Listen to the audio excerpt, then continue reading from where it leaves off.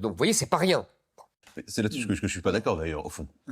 Je pense que cette ça m'intéresse. reconstruction, Ouais. cette opposition entre Pierre et Paul, parce qu'en fait, effectivement, vous expliquez toute une thèse au début qui est très intéressante d'ailleurs, en disant qu'il y aurait deux aspects dans le christianisme. Il y aurait le christianisme de Saint-Pierre, de Saint-Jacques, des Juifs, qui est une structure sociale avec une ritualité, etc. Et il y aurait Saint-Paul qui Hérité du aurait judaïsme. hérité du judaïsme, et il y aurait Saint-Paul qui serait arrivé à porter le Christ, un Christ pour les gentils, pour les païens, un peu peace and love, qui parle d'amour et qui oublie les structures. Et donc, en fait, cette opposition, je pense que cette opposition est complètement artificielle. Je pense que l'histoire de l'Église catholique, c'est le contraire. C'est l'union, la symbiose, la synthèse entre Saint-Pierre et Saint-Paul, et que recréer une division qui vous arrange bien, parce que justement, ensuite, vous dites, c'est la droite et la gauche, en fait. Non, ça m'amuse, votre point de vue, parce que c'est exactement ce que j'écris.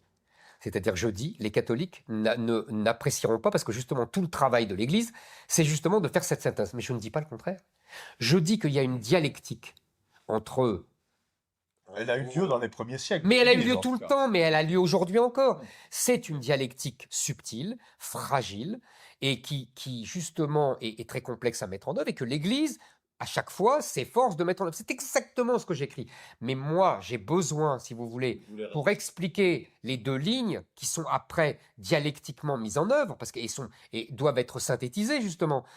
C'est exactement comme, il y a une autre synthèse aussi qui est faite tout le temps dans l'Église. C'est la religion, c'est un lien entre les vivants et les morts, entre des gens qui sont sur la même terre, hein, la terre et les morts, pour parler comme Barès, et en même temps c'est catholicos, et donc c'est universel. Là aussi, vous allez me dire, ah ben non, il n'y a pas de ligne, il y a une dialectique et une synthèse qui est faite par l'Église. Je ne m'en disconviens nullement.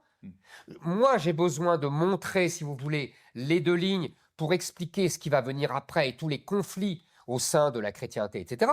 Mais je n'ai jamais dit que l'Église n'avait pas justement pour mission de faire la synthèse entre les deux. Mais accordez-moi que la synthèse est parfois difficile à mettre en œuvre et qu'il y a des conflits terribles au sein de l'Église.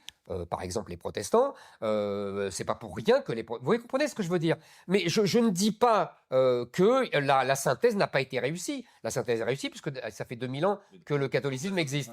Mais elle est fragile et elle est intéressante à démêler.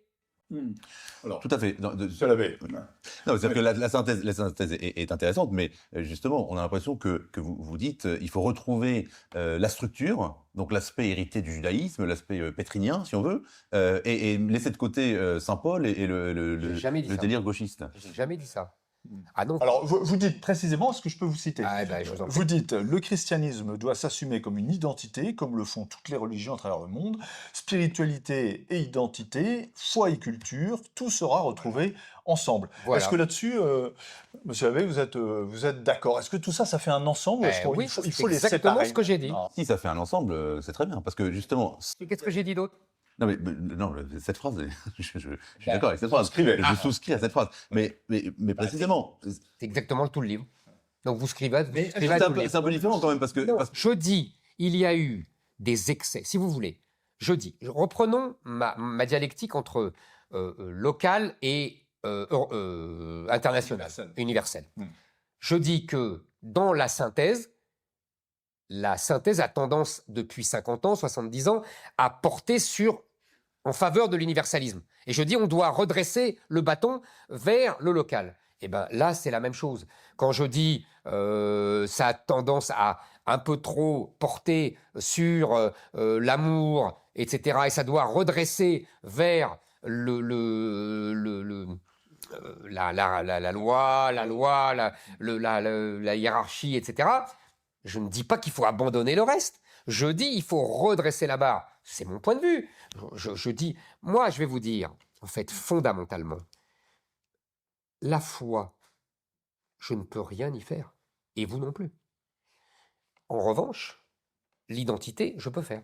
Oui. Et vous aussi. Non, mais là où moi je vais plus loin, parce que je dis précisément, l'identité, on peut faire, mais on ne peut pas faire une identité chrétienne sans la foi chrétienne. Mais qui vous a dit le contraire? Ah non, vous dites la foi, on n'y peut rien. Mais et donc, s'il n'y a pas la foi, il n'y aura plus d'identité chrétienne. Mais je suis d'accord. Donc, s'il faut retrouver, Mais je c'est suis la d'accord, foi. mais s'il y a- Ce qui a fait au fur et à mesure des siècles, ce qui a fait l'identité chrétienne, c'est pas les structures, c'est pas une conception du monde et de la vie, Cher monsieur. c'est la foi et l'espérance de la vie éternelle et la vie des sacrements, etc. C'est ça qui a. Frère, Hmm. mais vous serez bien avancé quand il n'y aura plus d'identité chrétienne et que les chrétiens seront une minorité de dhimmis dans un univers islamique. Allez voir vos amis de chrétiens d'Orient et regardez ce qu'ils subissent depuis 1000 ans. Ils ont gardé la foi, mais ils sont dans des conditions effroyables. Ils sont persécutés, ils sont marginalisés et en plus, la plupart ont dû fuir les terres musulmanes. Si c'est ça que vous voulez pour la France, mais en gardant la foi, libre à vous. Mais moi, je vous dis, voilà ce qui va arriver. Et ça ne veut pas dire que vous devez abandonner la foi. Mais ce que je veux dire, c'est que des gens qui avaient la foi et qui n'ont gardé que cela, ils sont aujourd'hui dans un état dramatique. Donc je pense qu'il faut un peu défendre l'identité chrétienne de la France et de l'Europe contre une invasion qui est en train de nous submerger tous. Vous posez la question de la place de la foi et de l'identité, finalement. On a envie de vous poser une question, peut-être, monsieur l'abbé, c'est est-ce que l'amour de la France peut-elle amener à la foi catholique et vice-versa? Est-ce que la foi catholique peut amener à l'amour de la France? Est-ce que, quel est le rapport entre les deux? On est finalement entre ces deux... Oui, tout à fait. Bah, moi, je répondrais oui des deux côtés. aimants. Et il y a beaucoup d'exemples dans l'histoire de gens qui ont aimé la France. Et d'ailleurs, aujourd'hui, je pense qu'il y a un mouvement de retour à la foi, moi, que je constate régulièrement. Vous en Et parlez moi d'ailleurs aussi, dans le livre. J'en parle à la fin du livre, Et absolument. le dernier chapitre, moi, je me disais, bah, je souscris 100% à ce que vous dites. voyez bien sûr.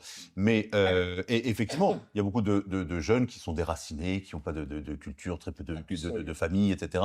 Et qui, Qui n'ont pas d'héritage. qui n'ont pas Ils n'ont d'héritage. hérité de rien. Exactement. Et souvent, moi, je constate, c'est quand ils deviennent à leur tour pères, des jeunes de 30 ans à peu près, ou 25-30 ans, qui Ils se viennent- demandent qu'est-ce qu'on va transmettre. Mais qu'est-ce que je bien vais sûr. transmettre. Et donc là, ils se tournent vers l'histoire, bien vers la sûr. culture, etc. Et donc, par conséquent aussi, pardon, vers la foi. Et bien sûr que ça peut être une porte d'entrée, une porte ouverte. En plus, historiquement, que ce soit Constantin, Charlemagne, Clovis, il y a beaucoup le peuple chrétien s'est aussi formé à travers des mouvements historiques et des mouvements culturels. Bon. Donc, dans ce sens-là, c'est tout à fait possible et c'est ce que je souhaite, moi. Et vous savez, je le cite pas dans le livre d'ailleurs, mais j'aime bien cette phrase de Sioran qui dit Dieu doit beaucoup à Jean-Sébastien Bach. Vous avez compris évidemment l'ironie de ça, et c'est très juste sur le fond. Ça veut dire qu'évidemment, La beauté de la liturgie, de la musique, exactement, l'art. exactement, c'est ce que j'appelle l'identité. porte vers Dieu. Exactement. Et alors, on m'a beaucoup reproché parce que j'avais dit que quand il y a eu la campagne présidentielle de 2022, 22. pardon, ouais, il y avait eu un effet Zemmour. Parce que je dis, les gens se sont tournés vers la foi parce que pendant la campagne présidentielle, effectivement, on a pu parler, dire qu'on était catholique sans voyez. problème. Donc, on m'a beaucoup reproché ça en me disant que j'avais fait la campagne d'Éric Zemmour. Bon, mais Donc c'est pour ça que vous vous rattrapez ce soir. je me rattrape ce soir exactement oui, il faut la vérité, exactement. Comme quoi, il y a quand même des distinctions. Exactement. Mais je reconnais effectivement que l'attachement viscéral à la France, l'attachement charnel à la France avec son histoire, avec son identité, parce que précisément, je pense que la France n'a pas des racines chrétiennes. La France est chrétienne. L'identité de la France. C'est bien ce que je dis. Alors, C'est bien ce que je dis. La France est chrétienne. C'est le mot du général de Gaulle. L'État est laïque, mais la France est chrétienne. vous semblez tous les deux d'accord pour miser sur le pouvoir d'attraction d'un christianisme qui serait minoritaire, mais qui aurait une force d'attraction bien plus grande que celui que vous décrivez, cher Eric, en disant des évêques aux fidèles, tous doivent comprendre que l'humanisme abattardi en humanitarisme et l'universalisme abattardi en mondialisme nous tue. Voilà ce que dit Éric Zemmour. Est-ce que vous êtes d'accord avec ça, vous, monsieur l'abbé? Oui, je suis d'accord.